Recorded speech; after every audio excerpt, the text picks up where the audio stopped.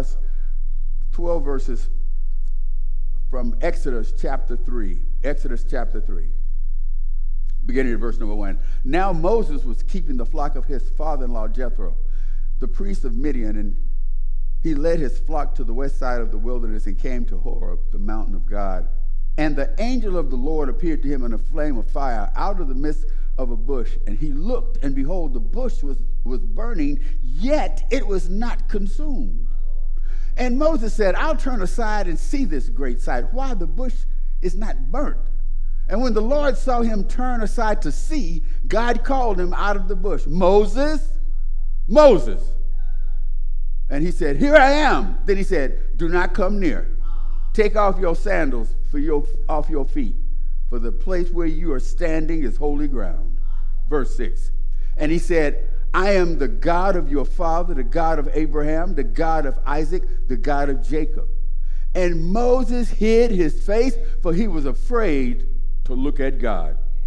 Then the Lord said, I have surely seen the affliction of my people who are in Egypt, and I've heard their cry because of their taskmasters, and I know their sufferings, and I have come down to deliver them out of the hand of the Egyptians, and to bring them up out of a land to a good and broad land, a land flowing with milk and honey, to the place of the Canaanites and the Hittites and the Amorites and the Perizzites and the Hivites and the Jebusites.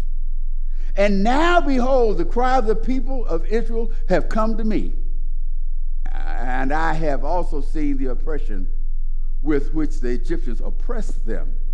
Come, I'll send you to Pharaoh, that you might bring my people, the children of Israel, out of Egypt.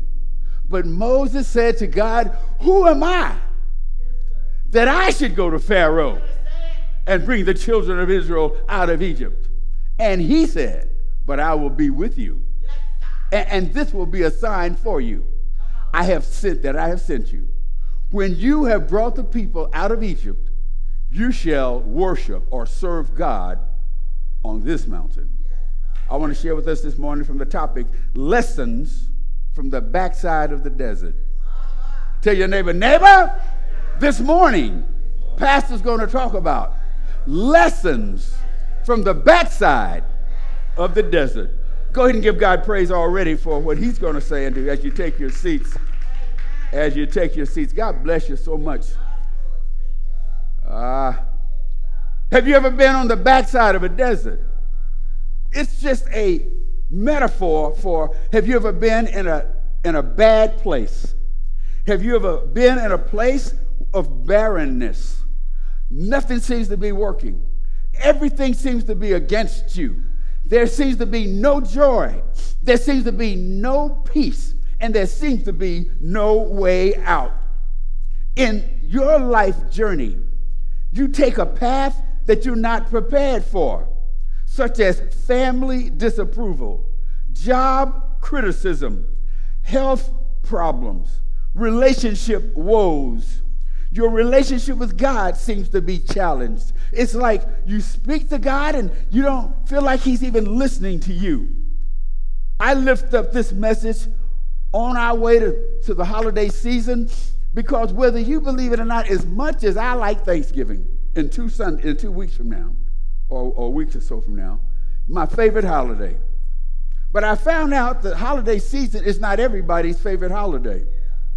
Holiday season is often a time of great depression and anxiety and stress and frustration because everybody's family is not that picture-perfect picture that you see on TV where everybody's smiling and carving turkey and smiling and passing the gravy because everybody don't have an intact family the way you would think they would.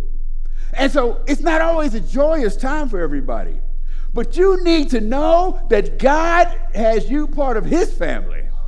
You don't hear me. You may not have the turkey and dressing, and you may not have the cranberry sauce, but God has you as part of his family.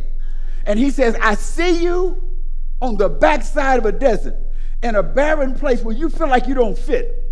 You feel like even your own relatives don't treat you right. But I got you on the backside of the desert.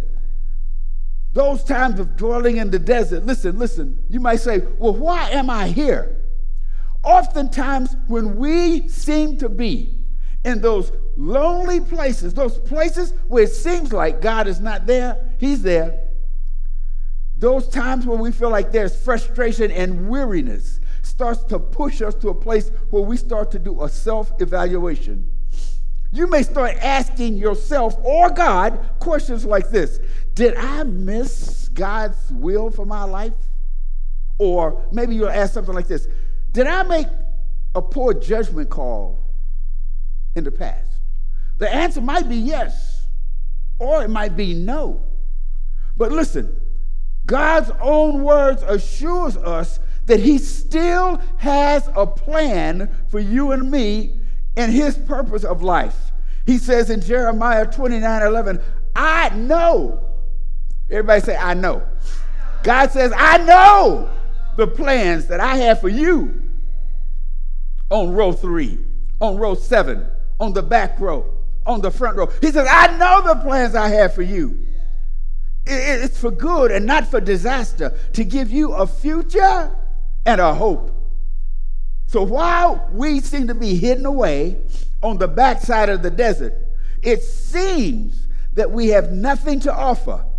But listen, on the backside of the desert, let me give you some good news. God shapes us on the backside of the desert. God changes us on the backside of the desert. God humbles us on the backside of the desert. God reshapes us on the backside of the desert. God makes us vessels of honor on the backside of the desert. 2 Timothy 2:21. And then you might be asking the question, well, I've been back here on the backside for a minute now. How long do I have to wait before my change comes? How long? The answer is this, quite frankly, until we're ready for him to use us the way he needs to use us. When we are finally being used by God, when we emerge from the backside of the desert, we have lessons from the backside of the